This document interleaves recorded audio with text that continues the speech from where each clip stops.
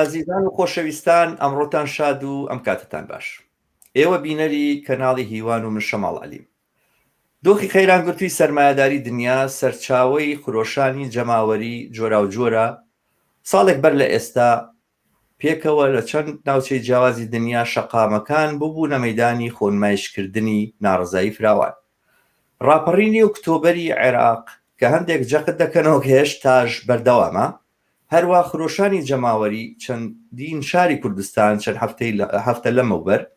نمونەی ئەو ناڕزاییانن کە ئەگەر چی بەهۆی دۆخی تایبەتی کۆرۆناوە تا ئەندازەیەک خامۆش بووە، بەڵام زۆربەی چاودێرەکان لەسەر ئەوە کۆکن کە بێدەنگی ئێستا کاتیە و تەنها خامۆشیەکی پێش زریانێک لە ناڕزاییە کە چاوەڕوانی چەندین کۆمەلگا و وڵاتی جیهان دەکات. تێگەیشتن لە قەیرانی ئێستا ناڕزایە جەماوەریەکان سروشت و پێناسی هێزە کۆمەڵایەتە دەرگیرەکانی ئاسۆی پەرەگرتن و استراتیژی دروست بۆ بەسەر کەوتنگەیاندنیان بابەتی بەرنامەی ئەمڕۆمانە و پێکەوە لەگەڵ مۆیەد ئەحمەد بە فۆکوسکردن لەسەر ناڕزایەکانی عێراق و کوردستان هەوڵی وەڵامدانەوەی ئەم پرسیارانە دەدەین. چی لە قەیراندایە؟ بنەما و خەسڵەتی قەیرانی ئێستای عێراق و کوردستان چین؟ سەرچاوەی ناڕزاییەکان لە عێراق و کوردستان چییە و جەماوەری خرۆشا و لە دژی چی دێنە مەیدان؟ جەماوەری بەشدار لەم ناڕزاییانە و لەم ڕاپەڕینانە چۆن پێناسە بکەین؟ ماهیەت و پێکهات و تایبەتمەندی ئەم جەماوەرە چین؟ پرس و کێشەی ڕێکخراوبوونی ئەم جوڵانەوەی چییە؟ چۆن دەکرێت وەڵام بە کێشە بنەماییەکانی ئەم ناڕزایانە بدەینەوە؟ ئاسۆی پەرەگرتن و فراوانبوونەوەی ناڕزایەکان استراتیژی بەسەرکەوتن گەیاندنیان چییە؟ بۆ گاماژەم پێدا ئەم بەرنامەیە کە لە دوو بەشدا پێشکەشی ئێوەی دەکەین. مۆیەد ئەحمەدم لەگەڵا. مۆیەد ئەحمەد کەسایەتیەکی کۆمونیستی کوردستان و عێراقا، ئەو لە 1953 لە پێنجەن هاتۆتە دنیاوە، لە ناوەڕاستی هەفتاکانەوە دەستی بەکاری ڕێکخراوەیی چەپ و کۆمونیستی کردووە لە دامەزرێنەرانی ڕێکخراوی یەکێتی تێکۆشانی کارگەران لە 1970 ڕوتی کۆمونیست لە 1984 حزبی کۆمونیستی کرێکاری عێراق لە 1993 هەروە ڕێکخراوی بەدیلی کۆمونیستی لە عێراق لە تەموزی 2018 و ئەو هەر ئێستا ئەندامی یەکێک لە ئەندامانی ناوەندی ڕێکخراوەکەیە. بەخێر هاتی تاڕێبایەت. زۆر سپاس دەکەم، دەستخۆش هەڵێگیان. چاکە. بەر لەوەی بە بەرنامەکانمان دەست پێ بکەین وەم بەشە لە بەرنامەکەمان دەست پێ بکەین، ئازیزان بینەرانی تەلەڤیزیۆنەکەمان دووبارە بانگەوازەکەمەوە بۆ پەرەدان بەم کەناڵەمان بۆ گەیاندنی دەنگی بە ژمارەیەکی زۆرتر لە بینەران داواتان لێ یەکەم لەسەر یوتیوب کەناڵەکەمان ئیشتراک یاخود سبسکرایب بکەن و ئەتوانن زەنگەکەش لێدەن بۆی ئاپدەیتتان پێ بگا و بە دۆست و ئاشنایانی خۆتانی بناسێنن. مۆیەد لە قەیران یاخود تێگەیشتنمان لە قەیرانەوە دەست پێەکەین. گەلێکن لایەن وایە بێنەخشەی دەسەڵاتدارانی عێراق و کوردستان پشتبەستن بە داهاتی نەوت، ئابووری تاگلایەنە یاخود وەک دەڵێن ئابووری بەرخۆر، ڕانتی، یان تەنانەت لەوەش سادەتر گەندەڵی دەسەڵاتدارانی عێراق و کوردستان و سیستەمی بنەماڵەی سەرچاوی ئەم قەیرانە. ڕایەوە چییە؟ خۆی ئەوانە هەمووی دیاردەشتی کەن، بە هەر حاڵ ئەوە سەرچاوی ئەم قەیرانە زۆر لەوە واوەترە و قوڵترە، ینی ئینسانە بچێتەوە سەر ئەسڵی مۆزوعەکە، ینی ئەمەی کە لە کوردستان و لە عێراقا ئەگوزەرێ، ینی پێشەموو شتێ سیستمێکی ئابووری و کۆمەڵایەتیە و ینی دەسەڵاتێکی سیاسی چینێکی دیاری کراو کە ئەمانە نوێنەرەکانی قەومی و ئیسلامی و نیۆلیبرال و حیزبەکانیان و میلیشیاکانیان و ینی ئەم سیستمە ئابووری و کۆمەڵایەتی و سیاسی و ینی ئەم فۆرمەیشتنە ئەم تەشکیلەیە ئەمە ئەساسی مشکلەکانە و ئەمە خۆی لە ئەزمایە لە عێراقا و ینی مەسەلەکان ینی تەمەن دیارە سیستمەکە خۆیان ینی وەکو باری سیاسی ئەحزابی میلیشی پێشووتر کە هەبوون، ینی زۆربەی زۆری ئەم ئەحزاب و ئەوانەی کە قودرەتیان بەدەسە اسلام اواني اسلامي سياسي اواني ناسيوناليست كان لكردستان يعني هزي ميليشياي بون ب اوضاع تغييراتك يعني بلين جيوبوليتكس كرويا ولا خاصه ل 2003 ما قصه كان زياده الباسبين ام نظام السياسي قوميه طائفه قريان دروس كردوه واداريه كان بلام اما اداري يعني كل وضع كاداري تشكيليه اقتصادي اجتماعيه كان وكشيء اساسي 10 مليون بشر كيس عراق يعني 10 مليون انسانه يعني تشيني يعني تشيني كركار وزحمه كيشان وتوجه نداركان وجنجاني كرو كتي بيكار وبرسي كراو وهجار كراو براسي ما اكثريتي ام كومالجي بدروزكا واما كوتوتا تزادكي شارع الله كده ولا كل يوم سيستمايا وهم بالصاله حفظ صاله ام سيستما بشويك زور شرس بزور درندانا ام سياستانا بياداكا ودار لاخر تحليله يعني نظامك سياسي جنايتي وكم نظامك كي الدنيا ونظامك نظامي سرمایه‌داری نيوليبراليزمي معاصره وكيشكاني ام نظاما اما بشينا بحثي اما ودور نقشي ام حزبوا نونا السياسيان لا لكل يوم تشكيلها برايي من اصلي موضوع ليره ويا مشكله كان ليره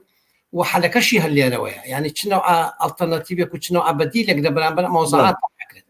بله من مو طبعا لوتي اگم ك ام پارێزەرانی ام سیستەما و دەسەڵاتدارانێک ئێستا هەن کە قەیرانێکی سیاسیان هەیە بەڵام کولەن من سەرنجێکی ئاوام هەیە کە وەختێک کە سەبارەت بە قەیران و سەبارەت بە دۆخی قەیراناوی کۆمەڵگای کوردستان و عێراق قساکرێ هەمیشە قسە لەسەر جۆرێک لەسەر سیاسەتە کە ئەم سیستەمە تائیفیە مەزهەبیە دینیە کۆمەڵێک ئەحزابی میلیشیایی هاتوون وانە ئەم دەسەڵاتیان گرتووە یعنی ما معناه ئەگەر چی لە ڕووی واقعی و بە ئۆبجێکتیڤ بە پۆزیتیڤ ئاوا ناوترێ بە سەریحی و بە عیبارەتێکی ڕۆشن بەڵام کەسێکە گوێی لەم تێگەیشتن و تەحلیلە بێ لەم تەشخیصکردنەی قەیرانە پێی وایە کە ئەگەر هاتوو ئێمە دەسەڵاتی ئێستای میلیشیایی و قەومی و ئەوانەمان وەلانە و هاتین دەسەڵاتێک وایە جەماوەری بێ خود بە خود هەموو کێشانە چارەسەرەکرێ یعنی دووبارە چونکە ئێمە لەسەر لە بناغەوە بە جۆرێک کۆمونیستەکان و چەپەکان بەگشتی لە دنیاە لە باسی مەسەلەی ئیقتصاد ئەوەی کە ئیقتصاد چۆن ئیدارە ئەکرێ و ئیقتصاد دەبێت چۆن بێ و ئابووری کۆمەلگات چۆنی پێویستەکە تەشکیل بدرێتەوە ئەمەی کە ئێستا هەیە لاپچێوە مۆدێلێکی تر لە بەڕێوەبردننی کۆمەلگا و بەڕێوەبردننی ئیقتصاد بە دەرەجە یەکەم نەک بەڕێوەبردننی سیاسی بەتەنها ئەمە بێتە پێشەوە بە جۆرە لە جۆرەکان ئێمە هەمیشە وا هەستەکەی کە شێشەمان لەگەڵ بۆژوازیایە یعنی شێشەمان لەگەڵ بۆژوازیە بە ئەحزابەکانیەوە بە جوڵانەوەکانیەوە بە ئایدۆلۆژیەکانیەوە وەک ئەوەی زۆرتر لەوەی کە کێشەمان لەگەڵ خودی سیستەمەکەیە هەبێ وەک ئەوەی بڵێ کە خودی سیستەمی سەرمایه‌داری مەندووجی بۆژوازیە نەک پێچەوانەکەی نەگەوەی کە ئێمە سیستمێکی ئابووری دیاریکراومان هەیە کە پێویستی بە ئاڵ و گۆڕە و بۆیە ئێمە پێویستمان بۆیە دەسەڵاتی بۆژوازیش لە دەسەڵات بخەین یعنی ئەو تێگەیشتنە ئەو جۆرە تەسویرکردنە لە قەیران ئەو جۆرە تەسویرکردنە لە ئەزمە زۆر جار ئەم تێڕوانینە دێنێتە پێشەوە گەرچی بە سەریحیش نایڵێ بەڵام هەستەکەی لە پشتی ئەو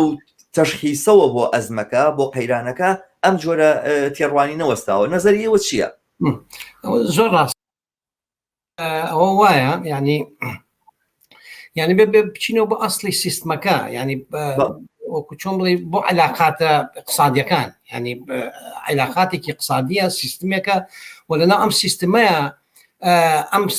هینانەش کارەکەن يعني ئەم ئەحزابانە کارەکەن و ئەم میلیشیا و دەسەڵاتە کارەکات يعني ئەوە دەردەهینە لە سیستمەکە وەکو تۆ سیستمەکە مساوینە بە کۆی ئەم ئەحزابانە و بە کۆی بۆژوازی سیستمێکەیە لەناو سیستمەکە ئەشخاصەکان يعني طبقەکەش تحدید دەبێەوە زۆر دروستە منیش قەناعەتم وایە بەڵام ئێمە يعني لە ئاخر شیکردنەوەیە يعني مەسەلەی سیاست گۆڕینی سیاست خۆی طبقەی کارگەر ینی خەڵکی پرۆلیتاریای معاصر و پێشتریش ینی بۆی سیستم بگۆڕێت بۆی سیستم بگۆڕێ لەبەروی قودرەتی اقتصادی بەدەستەوە نییە ینی مەسەن بۆ میسالەگە تۆ سەری دەولەت مێژوویەکان بکەی انتقال لە اقتصاد لە ئەقطاعێتەوە بۆ سەرمایه‌داری بۆ جوازی پێشەوەی دەسەڵاتی سیاسی بگرێ قودرەتی اقتصادی گرتووە ینی بتوانیوێتی نمووی اقتصادی بزاعی بە دەرەجەیەک بڕوان لە سەرمایه‌داری بڕوا کۆتۆتە تەزاد لەگەڵ سیستمە سیاسەکان و لەگەڵ حسابە سیاسەکانی کە پارێزەری سیستمی کۆن بوون پرۆلیتاریای معاصر بەعکسەوە قودرەتی اقتصادی نییە بەڵام ئەبێ بۆ ئەوەی بیگۆڕێ بۆی ئەمە وەزاعەت بگۆڕێ ئەبێ لە پێشە سوڵتە بخا بێت دەسەڵات بخا ینی ئەگەر دەسەڵاتەکان نەخات و دەسەڵات نەگرێ ناتوانێت ئەو تەغییرە اقتصادی کە سۆشیالیزمە بەنسبەت طبقەی کارگەر و پرۆلیتاریاوە ناتوانێت ئیجادیکە ئەم واقعەتە ئەمە مەسەلەیەکە مەسەلەی دوم ئەوی کە جەرایاناتان ینی ڕەوتە چەپەکان ئەو ڕەوتانی کە بڵین بەواقعی لە ناو سیستمی لە ناو ینی سیستمەکەی بۆ نەگرتووە بە شوێنی نەقدی ئەوەی کە ئەو تەرحاکەەوە مەسلەیەکی کەیەوە لەباری سیاسیەوە فعلا ینی هەموو مەسلەکان لە سیاستە ئەبینێتەوە لەوەی کە بڵین ئەمە ئەگەر ئەم بنەماڵەیە بڕوا یاخۆ بڵێن ئەمە حزاب میلیشیانە بڕوان یاخۆ ئەم سوڵتەیە بڕوا تۆ توانی شتێکی کە دروستکەی جا من ینی لەیەکێک لەو مەقالەتانەشە باسم کردووە ینی تقریبا بە دوای نوع لە ڕژێم سازیەوەیە ڕژێم سازاش ڕژێم دروستەکە سیاستە گۆڕێ بەس ئەسڵی اقتصادی و سڕاعەت چینایەتەکەی کە موجودە چۆن ینی ئەو چۆن جوابی مشکلە واقعەکانی ئەو باتەوە لێوە ئینطلاق ناکە و لێوە حرەکەت ناکە و لە ئاخر شیکردنەوەیە لە دوا شیکردنەوەیە ینی نەوە ئەگە بێ ینی بەکارکردنی سیاسی لە هەمان سەطحی سیاستە لە هەمان سەطحی دەرەوە کە خۆی بۆرجوازی کاری تیاکە و کایی تیاکە ئەویشێتە ئەو کایەوە حتا ئەگەر ڕادیکالیش بێ حتا ئەگە قسەکانی زۆر دژە ڕژێمیش بێ بەس لە تحلیل بەنەوە لە دژە ڕژێمی وایە ناوە بێگومان دژە ڕژێمێ بەڵام من لەوە واوەتریش من وا ئەزانم کە ئەم دژە ڕژێمیە بۆ خۆی ڤێژنێکی تری ئەو تەسویرەیە کە بە جۆرێک خەریکە تعمیم ببێ لە ئاستی چەپە ئەنی ئێستا باسکردن لەسەرەوەی کا بێت دەسەڵاتی سیاسی لەلایەن چینی کارگەرەوە بگیرێ ئەمە حقیقەتێکە کە ئەگەر بەبێ ئەمە بەبێ ئەم هەنگاوە بەبێ ئەم ئاڵوگۆڕە لە ئاستی سیاسیە ئاڵوگۆڕی ئابووری و کۆمەڵاتی ئەوانە مەحاڵە ئەنجام بدرێت ینی سەرنجام تۆ دەسەڵاتی طبقەیەکی دیاریکراو چینێکی دیاریکراو لە کۆمەلگایە کە پارێزەری ئەم سیستەمەیە وان سیستەماوان نیە شتێک بە هەر بڵین ئالەتێکی دیاریکراوە ئۆرگانیزمێکی زیندوو بێ هەر خۆی بۆ خۆی تازەکاتەوە نا لێرە طبقەیەکی دیاریکراو چینێکی دیاریکراو مؤسساتێکی معینی دروست کردو بۆیکەوە ئەمە ئیدامە پێبداوە درێژەی پێبداوە دووبارە سازی باتەوە لە ڕووی ئایدۆلۆژیەوە لە ڕووی سیاسیەوە لە ڕووی کولتوریەوە لە هەموو مەجالاتەکانە ئەمە حقیقەتێکە و ڕاستەوە بەبێ لابردنی ئەمە مەحاڵە تۆ بتوانی حتا ئەگەر ئاڵوگۆڕێکی دیاریکراویش لە شێرنێکی دیاریکراوە حتا ئیسلاحاتێکی معەنیش کە بە جۆرە لە جۆرەکان بەعزێ ئیسلاحات دەتوانێت حتا ئیسلاحاتێکی زۆر بنەڕەتی و شۆڕژگێڕانە بێ بەمانایە ینی ببێتە ئەوەی کە بێتە هۆکاری تحولاتی گەورەی کۆمەڵایەتی ئەم ئیسلاحاتانە ناتوانین لە جێگەی خۆیان ڕابگری ناتوانانی بهێڵیتەوە ئەگەر دەسەڵاتی ئەم طبقەیە لانە بە یالانی کەمی نەکەیتەوە ئەمە یەکێک لە هینەکانە بەڵام باسەکەی هێشتا هەر ئەوەیە کە ئێمە بەسەرەگە بگەڕێنەوە بۆ نمونە بۆ شۆشی ئۆکتۆبەر ڕەخنەی بەشێکی زۆری ئەم جەرایانانەی کە ئێستا لە عێراق و لە ئێرانیشە بە تایبەتین لە شۆڕژی رووسیاوە بۆ کە ئێمە مۆدێلمان بۆ اقتصادی ئایندە و ئەمانە نەبووەوە نەمانزانیوە کە چۆنی اقتصادی ئایندە ساز بینەوە لە جێگەی اقتصادی سەرمایه‌داری بۆی شۆڕشەکەمان بەرەو دواوە گەڕاوەتەوە بەڵام لایەزال وەختێک دێینەوە ئەمانوێ بڕۆینەوە ناو پرۆسەی ئاڵوگۆڕی دووبارە چاومان هەر لەسەر سیاسەتە هەر لەسەر ئەوەیە کە سیاست وەکەوەی کە سیاست سەرچاوی بینەتەکانی خەڵک بێ و لە سیاست گۆڕینەوە تۆ بتوانانی تەواوی تر گۆڕی بەبێ ئەوەی کە سوالی ئەوەی سوالی اقتصاد کە مەسەلەن 150 ساڵ لەمەوبەر 120 ساڵ 130 ساڵیش لەمەوبەر لە کۆتایی سەدەی مەسەلەن هەژدەیەوە سەرەتای 90 سەرەتای سەدەی 20 تاوە تاکو ئەو کاتێک کە شۆشی ئۆکتۆبەریش کرا مەسلەیەکی زۆر گرنگ بوو ئەمە اقتصاددانی زۆر گەورەمان هەبوو لە جوڵانەوەکی خۆمانە و ئەوانە بەڵام هەستەکەی کە ئێستا لە ئاسی دنیاە بەگشتیەوە بە تایبەتی لە منطقەی ئێمەیە زۆرتر ئەوەی کە توانێت تعریف بدا بە کۆمونیزم و بە سۆشیالیزم و بەوانە زۆرتر سیاسەتەکەیەتی بەڵێ من سیستمێکی شورایی دانێن کە جەماوەر ئەتوانن ئیرادە بکەن و بڕیاردەن و ئەوانە بەڵام اقتصادەکەی چیلیەکەی لە بەرامبەر نیۆلیبرالیزمێکا کە خەریکە خۆی لە قەیرانێکی گەورەیەوە لە سەردەمی داڕزینایە وەکو هەندێک لە توێژەرەکان ئەڵێن و لە بەرامبەر مۆدلێکا لە سەرمایه‌داری دەوڵەتی کە بەسەر چووە ناتوانانی بیژێڕیتەوە ناتوانانی بینیتەوە ئێمە بەدیلمان چی ئەلتەرناتیومان چێ بۆ اقتصادی داهاتوو و چۆنی بۆ نمونە لە عێراقا ئێمە اقتصادی عێراق چۆن تەنزیمەکەی نابێ بە سوال بۆ ئێمە بە دەلیلی ئەوەش نابێ بە سوال بۆ ئێمە کە چونکە ئەساسەن ئێمە خودی قەیرانەکە و کێشەکە لە ئابوووریان نابینین من ئەمە تێڕوانیمە نازانم نەزەری ئێوە چییە من خۆی دەست خۆش بێ زۆر باش ئەو مۆزوعێکی زۆر گرنگە بەڕاستی بەڵام منش خۆم قەناعەتم وایە بڕوام وایە یعنی ئەگەر ئوفقی یعنی ئاسۆی ئابووری زاڵ نەبێ بەسەر حرەکەی سۆشیالیستەکان و پرۆلیتاریای ئەم سەردەمەیە یعنی مستحیلە بە تەغییراتی سیاسی بتوانێت حتا ئیسلاحاتیش بکە یعنی ئیسلاحاتێکی جدی ملاحظەکە چۆن یعنی ئەکی تۆ خۆش دەزانی لینن قسەیەکی زۆر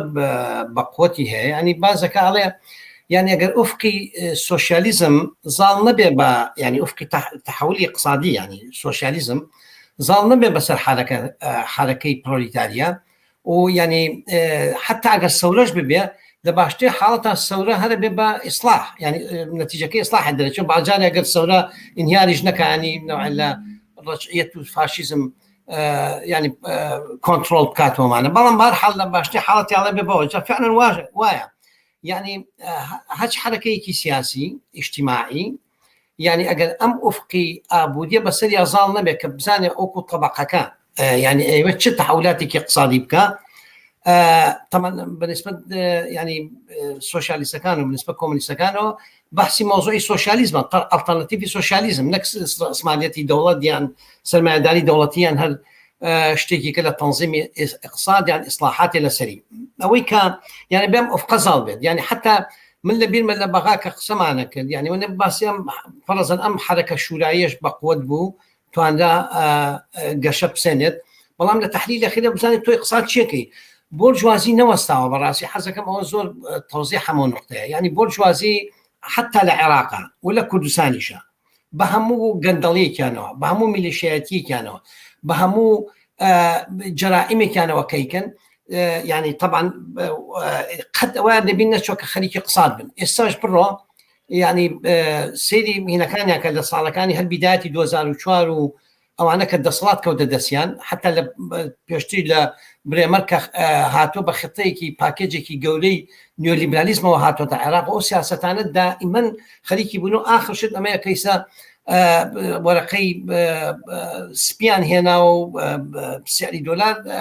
سعر دينار مكانه الى اخره يعني املا اجراءات بريالي بسكولا قساجكي بيك بريالي بسكولا لسطا 22 25 همو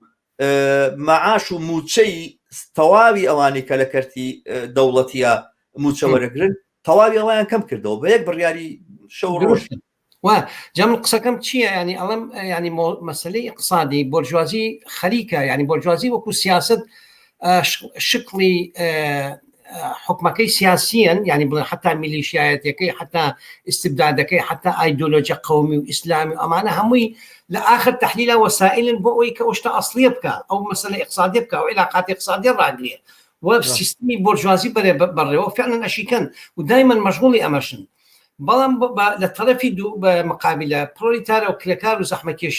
لە عێراق و لە کوردستان و لە هەموو شوێنەکانە و لە ئاهدی نیۆلیبرالیزمە یعنی بەڕاستی هیچ حرەکەتێکی سیاسی ناتوانرێ لەم ڕۆیە بڵێ شۆڕژگێڕە کە ئەم محتەوا اقتصادە دژی سەرمایه‌داری نەبێت یعنی ساحت بە عەمەلیش مەیبینین هەم انتفاضەی ئۆکتۆبەر راپەڕێنی ئۆکتۆبەر هەر ئەمەی کە لە کوردستانە ڕوویاوە يعني خاصة ديش السرمایه‌داری بيويا بموضوعيا اوبجكتيفلي يعني بشويكي اوبجكتيف خاصتي ديش السرمایه‌داری بيويا ديجي سيستمكيه ديجي بيكاريه ديجي هجار كردنه ديجي بتعليميه بصحيه بجزرانيه يعني همو أم مسائلانی که يعني سیستمەکە دروستیەکە کەپیتالیزم دروستیەکە يعني ئەم اعتراضاتانە هەمووی بەڕووی ئەمانایە ئەگەر تۆ بیت يعني ئەم حرەکەیە تەمسیلکەی وەکو خۆی وەکو واقعی فعلا باتجاه بعض اقتصادية اسوي اقتصادي ام حركه ورزقار بني نهائي بخيت بردم طبعا لم بروسيسها طبعا همو هنغاوي لاصلاح كبدس بيد باري اقتصادي وبو خلق لبيكاري مثلا سبوا مثال زماني بطاله بمي بيكاري بسبينا بسر عراق وبسر كردستان زور كيش حلب زور مسائل يعني حتى طبقه قدرتي كبدس يعني اقتصادي تحرري طبقي كارجر قدرتي كبدس يعني بحال من ما بس مشي فعلا يعني اقصي يعني ب يعني ببي يعني هنا بكين ببي ظالبوني افقي اقتصادي يعني سوشياليستي بمعنى الكلمه ناتواني ام حركات السياسيه اعتراض يعني كهي بلي حتى توانم من شورج جيرانا وكشم تعبيري لكم يقولين تواني بشكل جدي بلي دقيقا وامو بس ليرا يك كاين يك راوستان بكين وامانه باسي بيمي بيكاري باسي ويك حقوقي خلشي فقير وهجار يا كارجر وزحمه شي كردستان وعراق وانا بباريزري ومشام في بدري وبيمي بيكاري هبه يا مثلا حتى بقاتا ويك او طرحاني يو بي اي يعني هين يونيفرسال بيسك انكم او ويك بڵێن لەماوانەیە دیعای بۆ کرێ کە هەموو کەسێک موچەیەکی دیاری کراوی پایی و ئەساسی هەبێتەوەوانە لەوە زیاتر کە کاری کرد بڕوە موچەی زۆرتر وەرگری ئەومانە ینی هەموو ئەمانە هێشتا بە معنایەک ئێمە ناتوانێت معنای ئەو سۆشیالیزمێک کە ئێمە مەبەستمانە یعنی باسەکە لەسەر چییە لەسەر گۆڕینی اقتصادە ئێمە وا ئەزانم نقطەیەک لەو نقطانەی کە ئێمە زۆر نەقیسەیە لە لامان وأما مجتمع بدقت هستي بيكا وبدقت أيزانية چونك واقعيت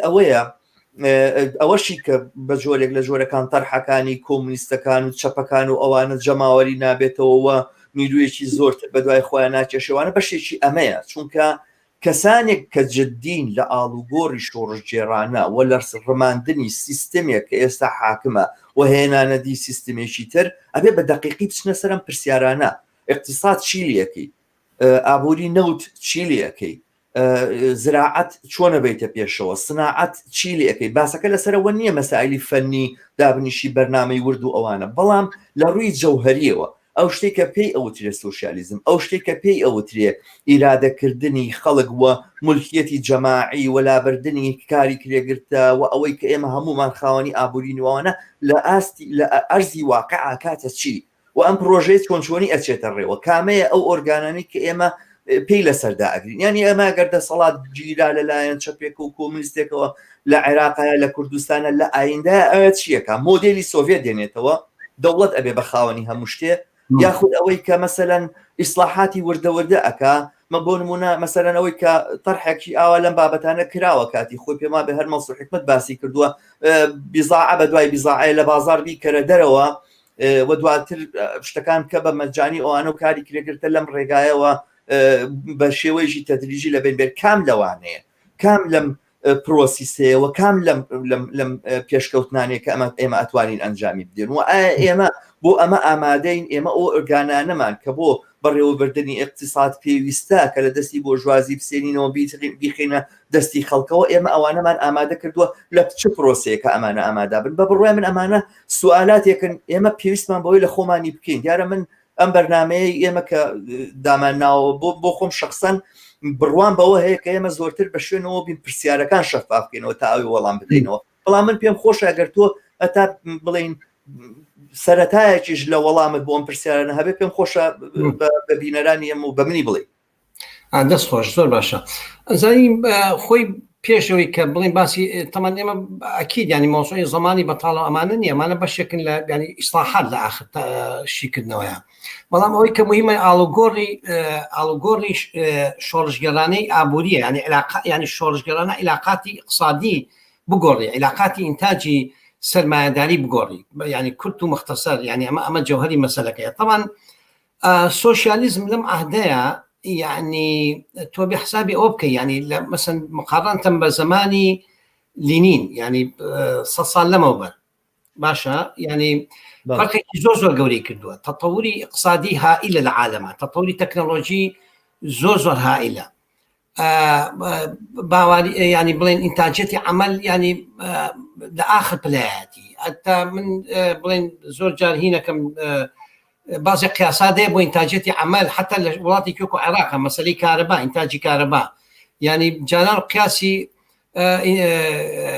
ینی ئینتاجەتی عمل هینی بە قیاسی کارەباکرا لە زمانی لینینە لە یەکێک لە مەشروعەکانیانە باسییان لە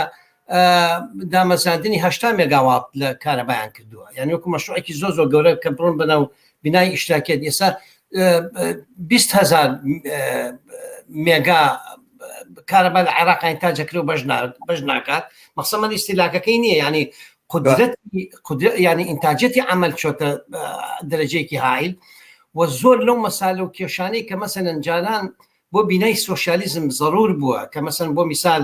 لە رووسیا مۆزۆی کۆلەکتیڤشنی ینی بە کۆلەکتیڤکردنی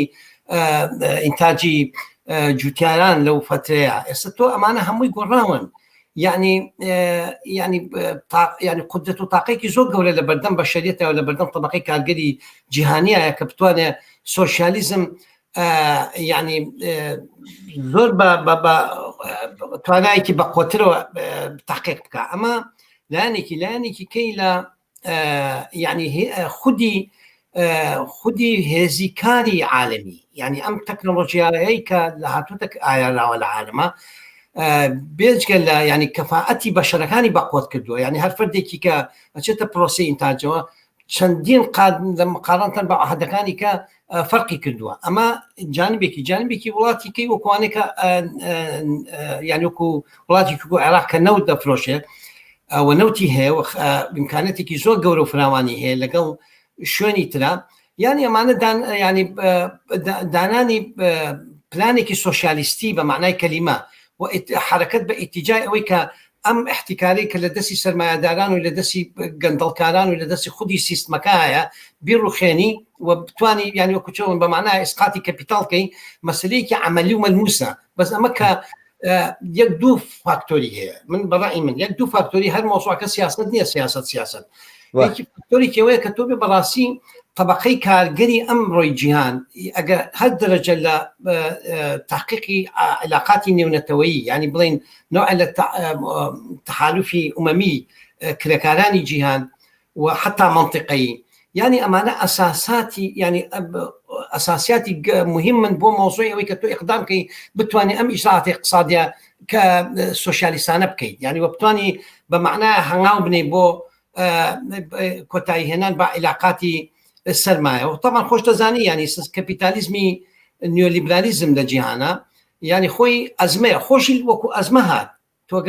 تاریخی هند خۆ دەزانیت تاریخی نیۆلیبرالیزم متابعەکەی لە ناوەڕاستی هەفتاکانە خۆی لە ئاکامی جواب بوو بە ئەزمە لە ئەزمەوە هاتووە باش تۆ بە ئەزمە 40 ساڵە بە ئەزمە یانەوە ڕایگرن ینی تازنی قیوایە قسمێکی گەورەی لە مەسەلەکە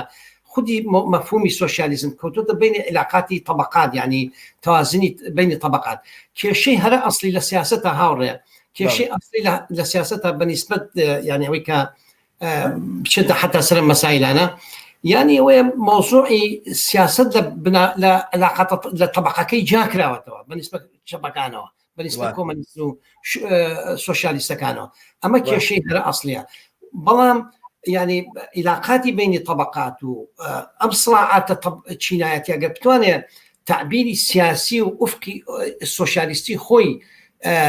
وەرگری و بتوانێت ئەلەقەل ڕەهبەرانی ئەو حرەکە کرێکاری و بەشێکی زۆر لە چالاکەوانی بتوانن ئەم ئوفقا ئیشتراکی و سۆشیالیستە وەرگرن ینی تەغییراتێکی زۆر گەورە ئەتوانێت ڕووبە بەڵام ئەم چەپە خۆی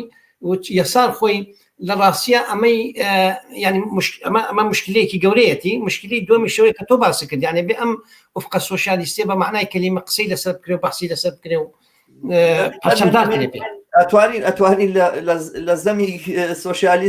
سۆشیالیستەکان و کۆمونیستەکانە زۆر بڵێن ناوڕێبوویەت من گومانم نییە کە ماسەغەراتمان زۆرە بەڵام من زۆرتر حەزەکەم پۆزەتیف لەسەر ئەمە قسە بکەم کە چی نەقسە ینی لە جێگایەوەی انتقاد و ڕخنەی ئێمە ببێ بەوەی کە ئێمە لە چیە کەم و کورتیمان هێوانە بڵێن پڕکردنەوەی کەم و کورتیانە ینی چی ینی مەسەلەن نقطە بخینە سەر حرفەکان و بڵێن ئەو دیدگایە کە ئێمە هەمانە بۆ سۆشیالیزم و بۆ ئایند و بۆ تەنزیمکردنی اقتصاد و 1 و 2 3 ئەمانەیە بەرحاڵ ئەمە من پێم وانە ئەمە مەسەلەیەکە دیارە ئێمە لە سەطحێکی عمومی جوڵانەوەی کارگەری و چەپی ئەم سەردەمە ئێمە بەرەوڕووی ئەم کێشەین یعنی ئەم مەسەلەیە تا ئێستا وەڵامێکی دقیقی پێ نەدراوەتەوە مەسەلەن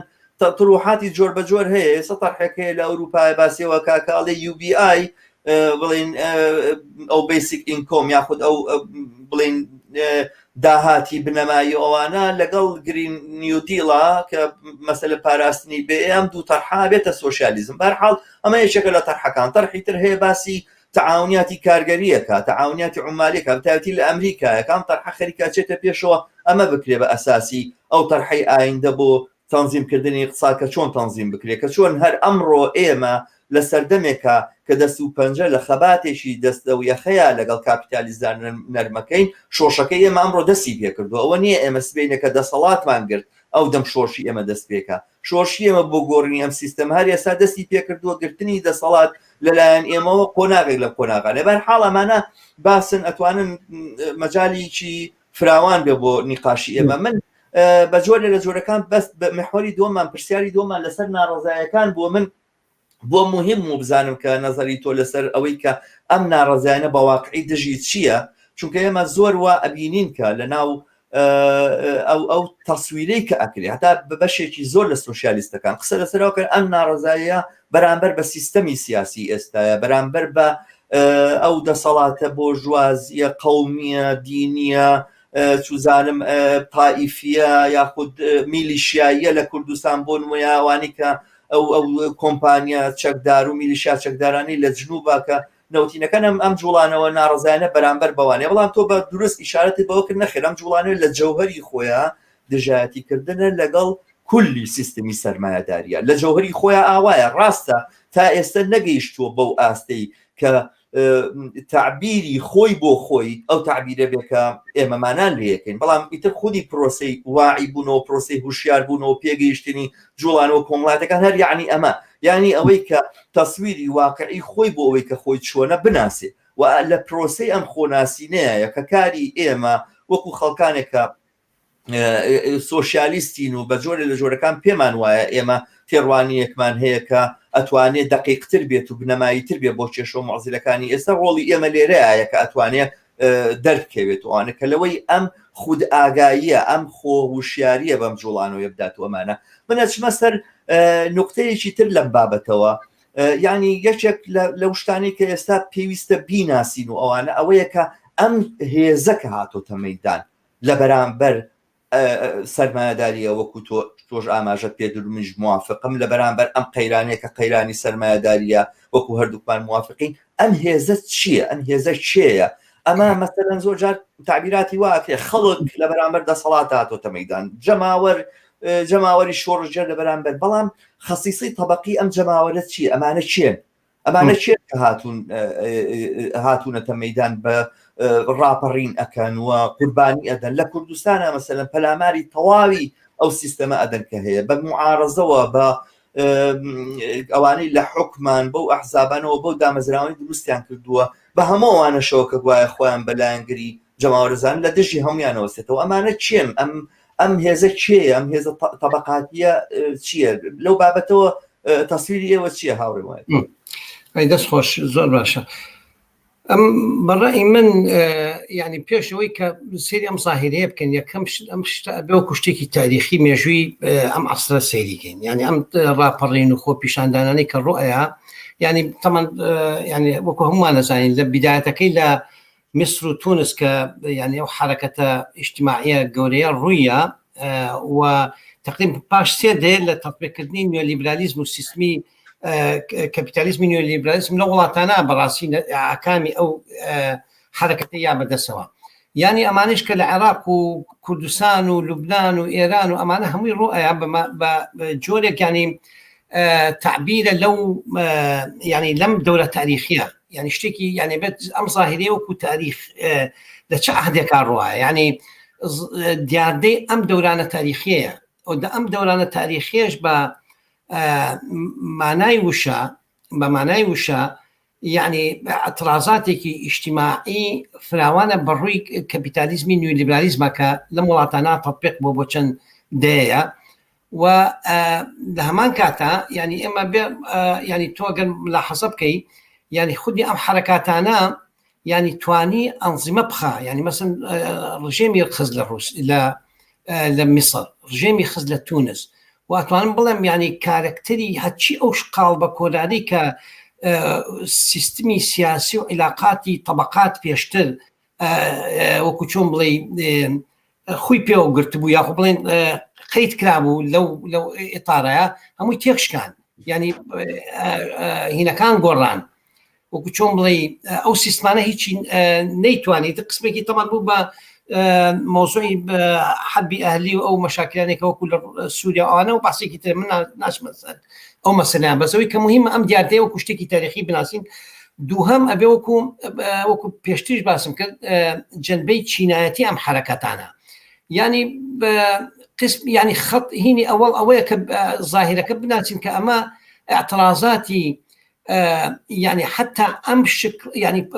توێژەکانی پرۆلیتانیایە ئیسە تۆ ئەگەر ملاحەزە بکەین بەشێکی زۆر لە گەنجان بێکارن بەشێکی زۆر لە خەڵک کە کرێکارێکە پریکەرێ زۆر ینی ئیشی ناجێگیرەکە موەقەدەکە باشە قسمێکی زۆر ئەمانەی کە لەم ئێسڵا بۆ مزاهراتانە لە بەغا زۆر بەوازحەی بندن لە کوردستانە زۆر بەوازحەی منن لە لوبنان عینەشت خەڵکێکن کە ینی کرێکاری ڕۆژانە کرێکارێکن کە ینی فئاتێکی پرۆلیتانی واسعن کە بەرهەمی ئەم کەپیتالیزمە و ئەم سیستمەیە ئەم ینی ئەوەی کە حرەکەتەکەکە ئەوەی کە ئەسڵەن شەڕەکە ئەکە ئەوەی کە پێشڕەوە عملیەن ئەم فئاتانن وحتى گەنجەکان کە ینی تقریبا بە هینەڵێن 800 کەس بەڵام زیاتر لە 1000 کەس لە عێراقا کوژراوە ینی تۆ تەسەوری کە ینی معنەکەیەکی سیاسی زۆر گەورە ینی کە پرۆلیتاریای عێراق ئەم شەڕی کردووە گەنجەکان کە نان و ئاویان نەبووە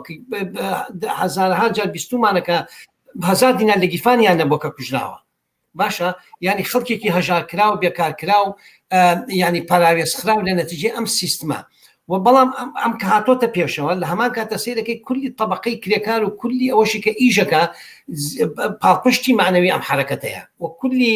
ینی زۆربەی زۆری فئاتەکانی طبقەی کارگەر پاڵپشتی ئەم حرەکەتێکە حتا خۆشی نەهاتوێتە پێشەوە ینی مەخسەم چۆنە ئەم تەرکیبە طبقایەتی ئەم حرەکەیە يعني لهمو شوێنێکە خۆی نیشانە حتا ئەقدامە سیاسیەکانیشی هەر مۆرکی ئەو جەنمە چینایەتی پێوەیە تۆ ملاحەزەکە لە کوردستانە لە شەو ڕۆژێکە سەیرەکەی هجوومەکەتە سەر هەموو ئەحزابی معارەزە خاصەتی ئەو خاصێتە چینایەتی دە هیچ ڕەبتێکی بەم ئەحزابانەوە نەماوە بە دەسەڵاتەوە نەماوە بە ئۆپۆزیسیۆنەوە نەماوە بە بۆرجوازیەوە نەماوە من خاڵێکی زۆر گرنگت باس کرد من زۆرم پێخۆش بوو کە هاتیتە سەر ئەم خاڵە بە تایبەتی لە یەکێک لە جوملەکانە ناوێکت هێنا ناوی پریکاریەت کە ئەمە ئێستا تقریبا بۆتە مستەلاحێک بۆ لێکدانەوەی بازاڕی کاری ئەم سەردەمە و چینی کارگەری ئەم سەردەمە ئەوانە کە مەسەلەن کەسێکی وەکو گەیستاندینگە لای ئێوە لە بەریتانیا ئەڵێ ئەمە طبقەیەکی تازەیە ئەمە پرۆلیتاریان نییە ئەمە طبقەیەکی تازەیە و ئەوانە ئەم طبقە تازەیە نائەمنی ژیانی هەیە مەسەلەن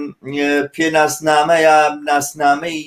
میهەنی خۆی لە دەست داوە کەس نازانێت چکارەیە ڕۆژێک لە مەطعەم کارەکە ڕۆژێک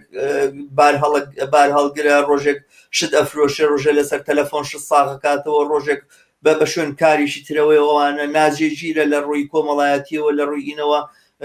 بەڵامە طبقەیەکی تازەیە ئەمە ئەو طبقە کارگەرە نییە بەڵام کە یەکدە سەرباری واقعی چینی کارگەری ئێمە لە کوردستان و لە عێراقا زۆر دەمێکە پریکاریەتە یعنی ئەو بەشەی کەمەی لێ دەرکە کە لە دەوائرەکانی دەوڵەتە و لە هەنێک لە مەرافقەکانی دەوڵەتە تعین بووە یاخود دامەزراوە و کە بەشێک ئێستا بۆ بە مەجالێکیش بۆ گەندەڵی بەڕاستی ئەوەی کە ئەو تعیناتەی کە لە مەرافقەکانی دەوڵەت سەر بە دەوڵەت تاکرێتوانە زۆرتر هینێکە سیستەمێک لە دەنکۆکردنەوە و هێزکۆکردنەوە ئەوانەیە تاکو ئەوەی کە شتێک بێ لە بابەتی اقتصادەوە زۆر سیاستە کە تەوجیهەکە ئەمەی لێ بترازێت چین و طبقەی کارگەری ئێمە واقعاً پریکاریەتە ینی پرۆلیتاریای ئێمە پریکارێتەوە پریکارێت پرۆلیتاریای بە نەزەری من و ئەم طبقەیە خصوصیاتێکی دیاریکرا و مشخصی هەیە مەسەلەکە ئەوەیە کە ئێمە بەو تێڕوانینە بەو تەسویرەوە کە هەمانە لەسەر ڕێخستنی هێزی طبقاتی خۆمان هێزی چیناتی خۆمان لە ڕابردووە لە شۆشەکانی پێشووترا لە جوڵانەوەکانی پێشووترا لە ئەوروپای کۆتایی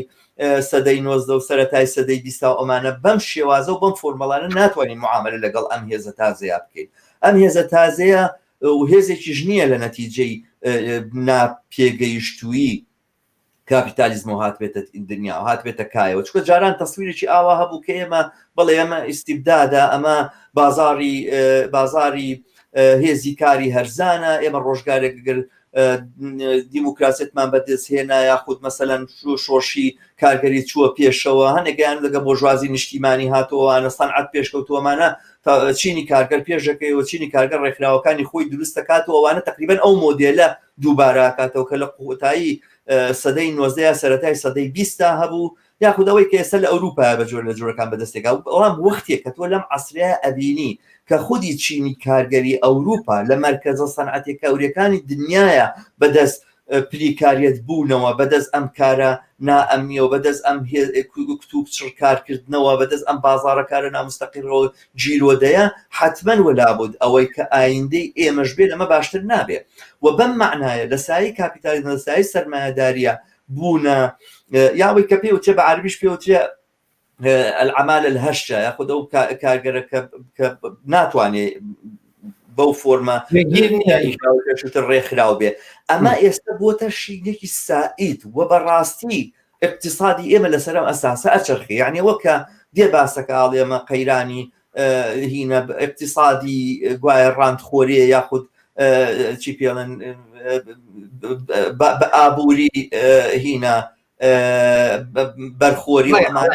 نازانێت چینی کارگەر لە شوێژی چینی کارگەر بەرخۆر نییە چینی کارگەر ڕۆژتاوەرە خەریکە زەحمە دەچێشێ ماندووە بێ عرە بە ڕێژێ ڕۆژی سێ ئیژەکە بۆی کەوا بتوانێت بە حەلا ژیانی دابین کاتۆمانە چینی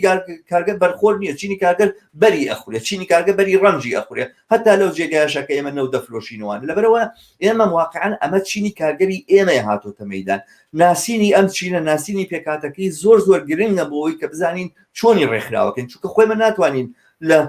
تەسویری خۆمانەوە بەسەرە فۆرمۆڵە بۆ ڕێکخراوکردنی ئەم چی دەبێنین بۆیە ئەولەویاتی ئێمە بە بڕوای من ئەمەیە کە ئێمە ورد ببینەوە و بزانین ئەم چینە ئێمە چییەوە من لەو بابەتەوە دەستخۆشانە لێکم کە تۆ ئاماژت بم خاڵە گرنگە کرد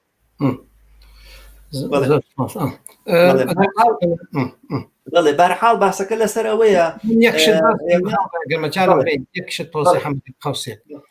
زین چۆنیان یەکێک تەمانە قسەی هەیە کە بڵێن ئێستا ینی چینی کارگەر ینی ئەو چینی کە لە صناعە ئیشەکە صناعی سەقی لەو لە قسمی صناعە بە معنای کەلیمە ئەمە ئەم قسمە ئیسە کەمە لە عالەمە لە عالەمە ئەگەر هینێکی لە بینی لە سا 18 بۆ لە سا 23 بە گوێرەی مناطقوانە نیە نیسبەتەکەی ئاوایە بەڵام قسمێک لەسەر ئەساسی ئەمە ئیسنتاجیەوەکە کە دەوری طبقەی کارگەر نەماوە وحتى السوشياليزم وارتباطي بموضوع طبقي كارجروا اخاطر شيء برسيانوا بلام لواقع ويك لصاب بيستوسي كارجري جيهان كاراني جيهان لقسمي صناعه او صناعي جوريا كاركن او خوي بحد ذاته خوي دليلي اويك سرمایه‌داری زور شوته پیشیه و انتاجیت عمل زور هائل بوا و ام طبق يعني فئاتكاني كي طبقي كارجر كخات لا وكأم كانت طاقة بروكيني بس لا خلقيني ام ناجي جديد لكان بدروسك كاري موقتيات حياتي مسوقرني كاري مسوقرني اما انا همي يعني سيستميك بشك بيكوا يعني كوقت تو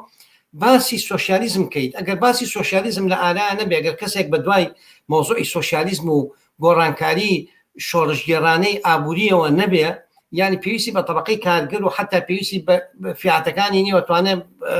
هینێک بکاو چۆن بڵێ اختیارێتێکی بێت لە کاری سیاسی خۆیان تەمان بۆ بۆرژوازیەوە بەعکسەوە ینی هەندێک لە طبقەی کارگر ئەسڵەن دەنگیشی هەبێ و بە هەزار یەک شێوەیە ئەم شتە لە بیری بەشەریەت بێتەوە بەڵام بەهەرحاڵ یعنی من مەقسەدم چییە يعني ام تطور يعني ام گۆڕانکاری لە تەرکیبەی طبقەی کارگرە بەعکسەوە يعني ضرورەتی سۆشیالیزمی زیاتر کردووە و لە هەمان قدرەتی اقتصادی طبقەی کارگەری بەقوەتر کردووە لە عالەمە ئیجتیماعی بەقوەتر کردووە لە عالەمە اینجا ئەم مەسەلەیە ئەبێ يعني حتى العراق زۆر کەس يعني زۆر لەو مثقفین و هین من حتى تووشی وەکو چۆن جەدەلێ بووم لەگەڵێک هەڵە طبقەی پرۆلتاریا لە عێراقان نیە و ئەوە نیە و نازانم ڕێنتەوە يعني نازانی چۆن کابرا قسەی لەگەڵا بکە يعني بەشێک لەوانە کە خۆیان بە تیوریسیێنیان جوڵانەوەی کۆمونیزمی کارگەری زانی بۆ نمونە باسی وەکەن کە ئەوروپا کارگەری تیانەماوە کارگەری سەنعەتی ئەوروپا هەمووی چۆ بۆ چاینا چۆ بۆ سین لەبەرەوە شۆشی سۆشیالیستی لە ئەوروپا ناکرێ ئەم تەسویرانە هەیە یعنی زانی چۆنە خۆی هەردوو لایەنەکەیەتی بەشێک ئەوانەی کە ئەیانەوێت کە سەرمایەداری بمێنێتەوە بڵێن سۆشیالیزم ئەسڵەن خەیاڵە و درێت دێن باسی ئەماکەن کە ئەخواست چینی کارگەری چی خۆ مارکس باسی ئەم چینی کارگەری نەکردو باسی چینی کارگەری کردو لەسەر سەنعەتا کاری کردو ئەوە هەر وجودی لەماوە لەبەر سۆشیالیزم هەر بەدینە بەشێکی کەش ئەوانەی کە خۆیان بەلایەنگەری چینی کارگەرە زانن بەم تەسویرە نادروستەوە کە بڵێت چینی کارگەری سەنعەتیە کە سەرنجام مانەگرێ ڕۆژە لە ڕۆژان سیستەمەکە لەبەی لە ڕائەگرێت و ئەوانەوە ئەوە توانێت کە ئەم سۆشیالیزمە بیناکات و ئەوانە هەردوو لا متفقن لەسەرەوەی کە بە جۆرێک ئەم کارە ئیتر ناکرێ ئێستا یعنی ئەوانەی کە لایەنگەری چینی کارگەرن ئەو ئەوانەشی کە دوژمناتی چینی کارگەرەکان هەردووشان بە جۆرە لە جۆرەکان اتفاقیان کردو کە ئێستا وەزع گۆڕاو ئەمە ناکرێ بەڵام من بە پێچەوانە وای ئەبینم کە ئێمە ئەساسەن بۆ ئەوە کە قسە لەسەر گۆڕینی کاپیتالیزم بکەین باز لە چینی کارگەرێکە کە ئەمڕۆ کاپیتالیزمی چەوسێنێتەوە باز لە چینی کارگەرێکە کە ئەمڕۆ مەزدەری دووبارە بەرهەمهاتنەوەی ئەم سیستەمەیە و ئەمەیە ئەتوانێت ئەم سیستەمە بگۆڕێ جاوە لە معمەلا کارەکە کارگەری سەنعەتیە یا کارگەری بە هەر ڕۆژەی لە جێگایەکە و پریکارێتەیە کە باسمان کرد یانی ئەو کە ئەمالە موقەتەیە کە باسمان کردو ئەوانە ئەمە ئەو هێزی ئاڵ و گۆڕێ ئەمە ئەتوانێت ئاڵ و گۆڕ دروستکە بەڵام لە 150 ساڵ لەمەوبەر نیقاباتی دروستەکەی اتحادی دروستەکەی ئێستا ئەمانەی بۆ ناکرێت چکام ئامرازی تر لە ڕێکخراوبوون لە ئارایە کە بتوانێت دەستی بۆ بەرێ بەرحەڵام باسا توانین لە بەشی دووەمە درێژە پێ هاوڕێ بۆ ئێت بن داوای یارمەتی لێکم کام بەشە کۆتایی پێبێنین بۆی بەرنامەکە زیاد لە پێویست درێژ نەبێتەوە و بینەران بتوانن دواتر بیبینن ئازیزان و خۆشەویستان لێرە بەشی یەکەمی ئەم بەرنامەیەمان کۆتایی دێ لە بەشی دووەمە لەگەڵ هاوڕێ موێدا بەیەوەی ئازیزەکەینەوە بۆ درێژەدان بەم گفتوگۆیە کە بەلای منەوە زۆر بەسوود و سەرنجڕاکێشە و مێدەوارم ئێوە شەروای ببینن تا بە یەکگەشتنەوەیکی تر ئەم کاتتان و هەم کاتێکتان باش.